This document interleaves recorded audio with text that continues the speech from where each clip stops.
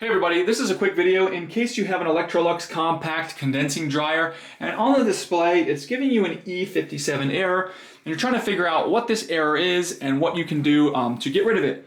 So first of all, what the error is that the inverter board is drawing excessive current, and so the inverter board is then going to send that juice to the drive motor.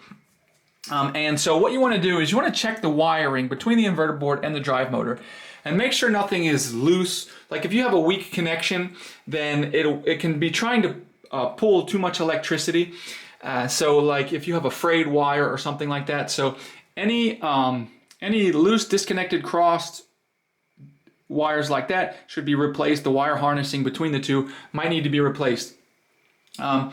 If all of the wiring looks good, the next step in that process would be to then actually replace the drive motor.